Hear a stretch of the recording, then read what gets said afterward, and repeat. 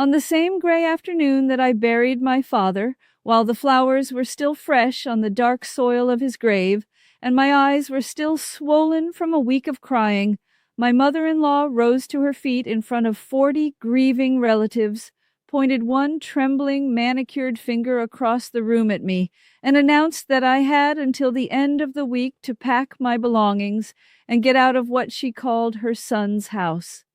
And in that silent, terrible moment, with every face in the room turned toward me, and my heart breaking, for the second time in a single day, I reached calmly into the pocket of my black coat, pulled out a thin folder of documents that she did not know existed, and slid it across the table until it stopped against her shaking hand. But before I tell you how the family I gave 10 years of my life to tried to rob me blind on the worst day of my entire existence, do me one small favor. Drop a comment right now and tell me where in the world you are watching from and what time it is where you are. I genuinely love seeing how far this little family of strangers stretches across the map. Now let me take you back to where it all began. Hi, my name is Grace, and I am 31 years old. If you had met me 1 year ago, you would have seen a woman who believed with her whole heart that love meant giving until there was nothing left of you to give. I lived in a leafy older neighborhood on the south side of Charlotte, North Carolina, in a 2-story brick house with white shutters and a wide front porch that I had restored board by board with my own 2 hands. I worked as a senior paralegal at one of the most respected real estate law firms in the city. For 9 years, I had spent my days buried in deeds, titles, property transfers, and contracts. I knew the law that governs who owns a home better than almost anyone, and I knew exactly how people lose their homes through carelessness and through cruelty. That knowledge would one day be the only thing standing between me and complete ruin. But I did not know that yet. I had been married to my husband Vincent for 10 years. We met when I was 21, when I still believed that the love a man shows you in the beginning is the love he will show you forever. Vincent was handsome and warm and full of big dreams that never quite arrived. He bounced between sales jobs and business ideas, always certain that the next one would be the one. And his mother, Patricia, was the kind of woman who ran her family the way a queen runs a small, bitter kingdom. From the very first dinner, she made it clear that no woman would ever be good enough for her only son. I spent 10 years trying to earn a love from that family that I now understand was never available to me at any price. 3 years into our marriage, Vincent and I decided to buy a home. I had saved carefully, and my salary was steady and strong, while Vincent's credit was wrecked from a failed business and a mountain of debt. When we sat down with the lender, Patricia inserted herself into every conversation, and together she and Vincent convinced me of something that I now see clearly was the first brick in a wall built to trap me. They told me that because of Vincent's poor credit and his debts, and because Patricia had a spotless financial record, the smartest thing to do was to put the deed and the loan entirely in Patricia's name. They told me it was only on paper, that it protected the family, that it was a temporary arrangement we would fix once Vincent recovered financially. I was young and deeply in love and desperate to be accepted, and so I agreed. I signed away my name on the deed of the house that I was about to pour my entire life into. I handed them the keys to my own future, and I did it with a grateful, hopeful smile. For the next 10 years, I was the invisible foundation holding up that house. Every single month, like clockwork, the mortgage payment of $2,100 came directly out of my personal bank account. Patricia's name was on the deed, but it was my money that kept the roof over our heads month after month, year after year, without a single missed payment.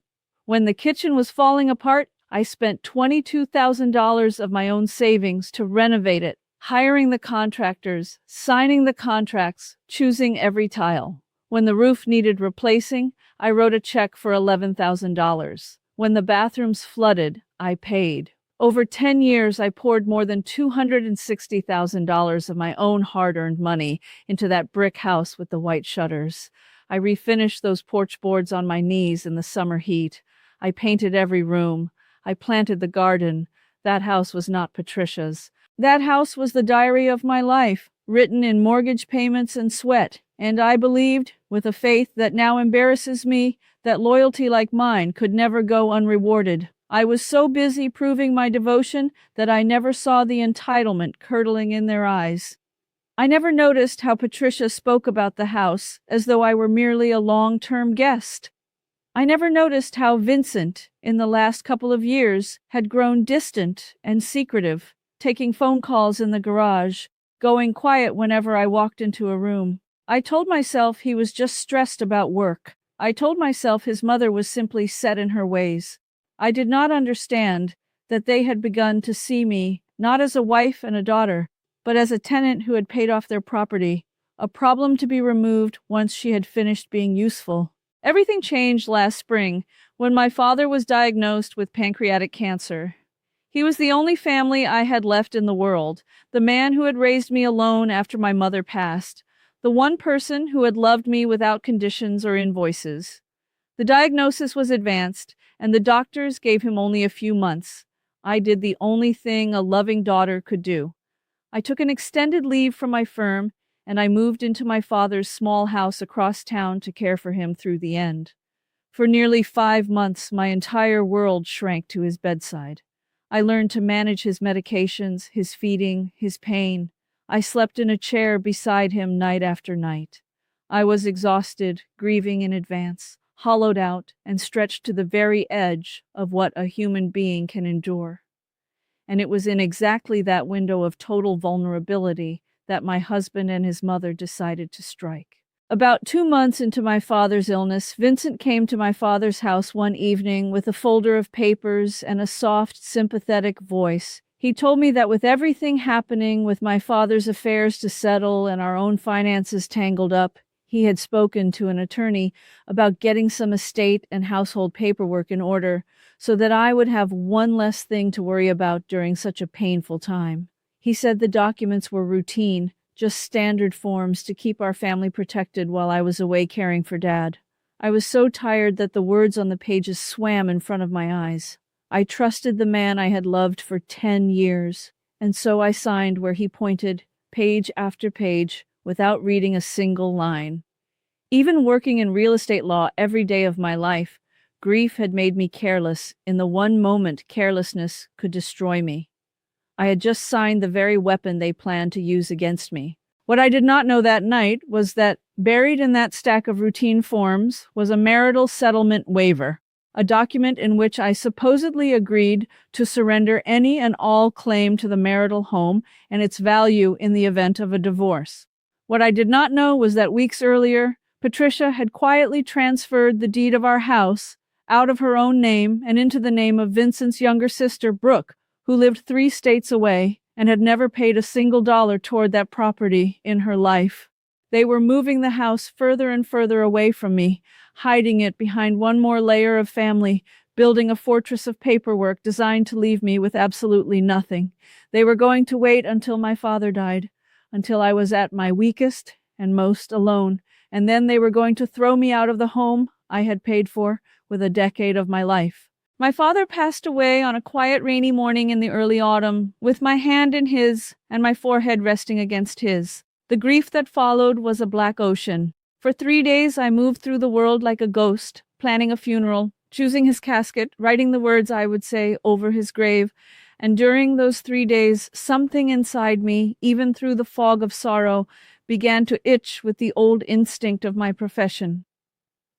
Vincent had been strangely cold at the funeral home. Patricia had made a comment about how much simpler everything would be now, and a single sentence Brooke let slip on the phone about how nice it would be to finally have the Charlotte house in the family lodged in my mind like a splinter. So, on the night before my father's funeral, unable to sleep, I did what I had done 10,000 times at my job. I logged into the county property records database from my laptop, and I searched my own home address, and the floor fell out from under me. The deed, which I believed was still in Patricia's name, had been transferred 8 weeks earlier to Brooke. My hands began to shake. I pulled the recorded transfer document, and as a real estate paralegal of 9 years, I saw within 30 seconds that the conveyance was riddled with the desperate fingerprints of fraud. The transfer claimed a sale, but there was no money trail, no consideration, no tax stamp consistent with a real transaction. It had been done quietly, without my knowledge, to move marital assets beyond my reach. Then I opened the folder of papers Vincent had made me sign at my father's bedside, the ones I had photographed by habit before signing, thank God, because that habit had been drilled into me by 10 years of legal work. And there it was, a marital settlement waiver, surrendering my entire interest in the home. I had signed it half blind with grief, but I knew the law. I knew a waiver signed under those circumstances, hidden inside routine forms, could be challenged and torn apart in any courtroom in the state. I sat alone in the dark with my dead father's house creaking around me, and the full picture assembled itself in my mind with sickening clarity. They had waited until I was destroyed by grief to strip me of everything.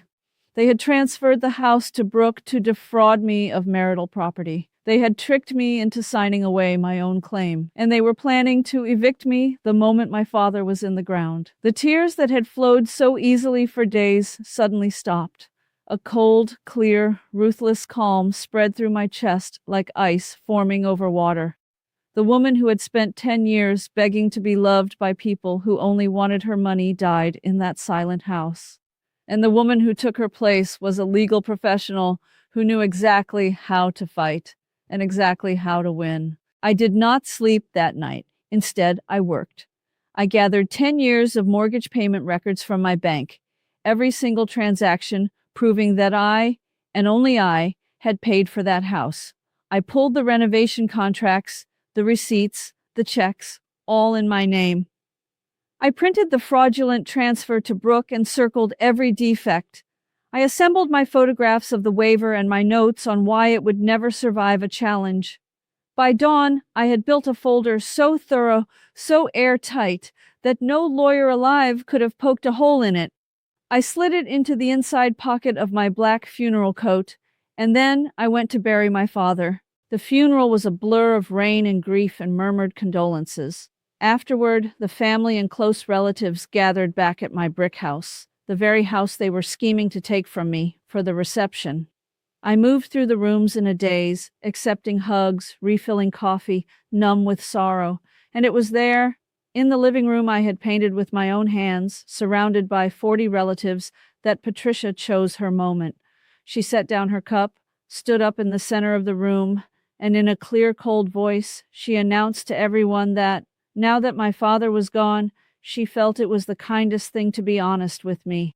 She said that Vincent had decided to end our marriage, that the house had always belonged to their family, that I had no legal claim to any of it, and that I would need to pack my things and be out by the end of the week. She actually smiled as she said it. She called it her son's house. She told me, in front of everyone, that I should be grateful they had let me stay this long. The room went deathly silent. 40 faces turned toward me, waiting for me to crumble, to weep, to beg. Vincent stood beside his mother with his arms crossed and a smug, satisfied expression on his face. And I felt the strangest thing rise up inside me. Not grief, not panic, peace.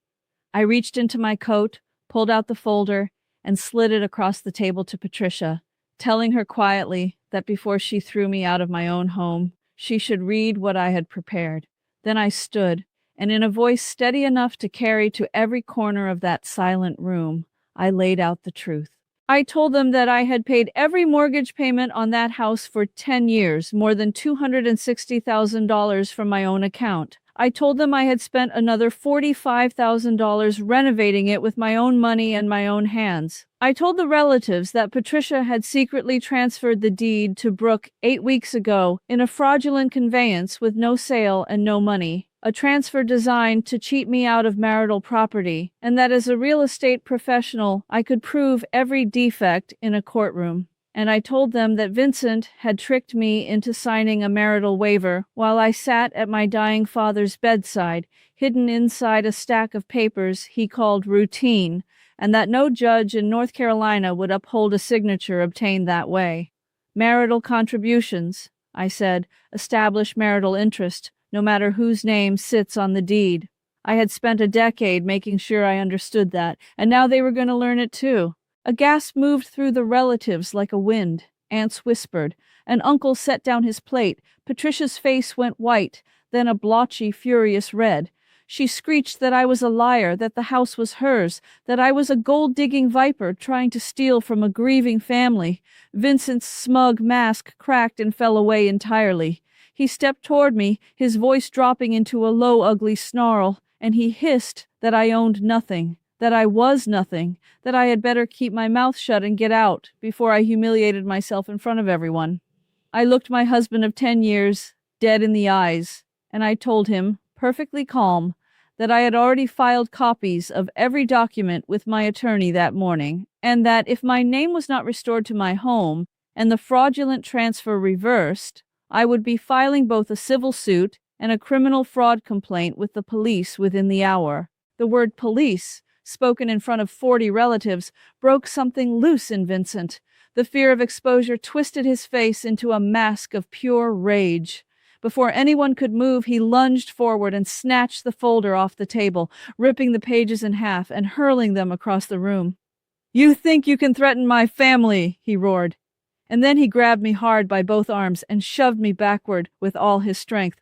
I lost my balance and crashed sideways into the heavy marble-topped side table near the fireplace, the corner of it striking the side of my head as I went down. A sharp pain exploded behind my eyes, and I felt warm blood begin to run down my temple and drip onto the hardwood floor I had refinished with my own 2 hands. The room erupted into screams, but it was my elderly neighbor Ruth who had come to pay her respects, who moved fastest. She pulled out her phone, leveled her eyes at Vincent, and shouted at the top of her lungs that she was calling 911, that everyone had just watched him assault me, and that no one was to let him leave. "Get away from her," she yelled. "I saw the whole thing, you coward." Several of the relatives, who only moments before had been silent, now stepped between Vincent and me, finally seeing the family they thought they knew for exactly what it was. The next minutes came in fragments. I lay against the floor I loved, pressing my hand to the wound at my temple, the torn pages of my evidence scattered around me like fallen leaves, and then came the sound of sirens. Within 8 minutes, 2 police cruisers and an ambulance pulled up outside the brick house with the white shutters. Paramedics knelt beside me, pressing gauze to my head, asking me my name, telling me to stay still. As they helped me onto a stretcher, I forced my eyes open and witnessed a scene I will remember for the rest of my life. 2 officers had Vincent against the wall of the living room, pulling his arms behind his back and clicking handcuffs around his wrists, while he shouted that it was all a misunderstanding. Another officer was speaking sternly to Patricia, who sat collapsed on the sofa, sobbing, her cold, queenly composure finally shattered into pieces on the floor of the house she had tried so hard to steal. I was taken to the hospital, where doctors treated a concussion and closed the gash on the side of my head with 9 stitches. But while I lay in that bed, the law I had served for 9 years went to work on my behalf. Vincent was charged with assault, and the civil case that followed was, frankly, the easiest victory of my professional life, because I had spent a decade preparing for a fight I never imagined I would have to wage. My attorney presented 10 years of mortgage records, every renovation receipt, and the clear evidence of the fraudulent transfer to Brooke. The court ruled, without hesitation, that the conveyance to Brooke was a fraudulent transfer made for the express purpose of defrauding a spouse of marital property, and the judge voided it completely. The court further ruled that the marital waiver I had signed at my dying father's bedside, buried in routine forms, was obtained through deception and was therefore unenforceable. And then the judge ruled that my decade of payments and contributions established a clear and overwhelming marital interest in the home. The house was awarded to me, all of it. The brick house with the white shutters and the porch I had refinished on my knees became mine alone, in my name at last, after 10 years. Vincent, in the divorce that followed, walked away with exactly what he had contributed over those 10 years, which was nothing. Patricia and Brooke faced their own legal reckoning for their roles in the fraudulent transfer and the forged scheme, and the close-knit family they had performed for all those years scattered in embarrassment and disgust. Vincent sent me letters begging me to forgive him, insisting that family should never sue family. I never wrote back. I handed every letter to my attorney. And then I did the thing I had been too afraid to do for 10 years. For a decade, I had served the law as a paralegal, watching attorneys argue in courtrooms while I sat in the second chair preparing their files. I had always dreamed of standing up myself, but I had let my marriage, my husband's dependence, and Patricia's quiet scorn convince me to stay small. Now there was nothing holding me back. I enrolled in law school. I studied at the kitchen table I had renovated in the house that was finally mine. 3 years later, I passed the bar examination on my first attempt, and I became a licensed attorney, specializing in real estate and marital property, dedicating my practice to protecting people exactly like the woman I used to be, people whose loyalty was being used as a weapon against them. It was during my final year of law school that I met Daniel, a quiet, patient man who taught property law as an adjunct professor and who never once made me feel small. From the very first conversation, he did not see a wounded woman or a source of money. He saw a fighter. He saw the years of resilience that had carried me through. He admired my mind, listened to my story without flinching, and stood beside me at my bar admission ceremony with tears in his eyes. Last weekend, Daniel and I sat together on the wide front porch of my brick house in the Carolina sunshine, my hand in his, talking softly about a future we were building slowly and honestly, on a foundation that no one could ever forge a document to steal. I had to lose a husband, endure my father's death, and survive being thrown to the ground at his very funeral to finally understand the most important truth of my life. The people who truly love you never ask you to give until you disappear. Standing on that porch in my own home with my own name on the deed and my own license to practice law framed on the wall inside, I knew that I had not only won my house back, I had won myself. So let me ask you this. If your own husband and his family had tried to throw you out of the home you paid for on the very day you buried your father, would you have found the strength to fight back the way I did and send them to face the law? Tell me in the comments below. And if my story moves something in you today, please like this video, subscribe to the channel, and ring the bell so you never miss what comes next. Thank you so much for listening, and I will see you in the next one.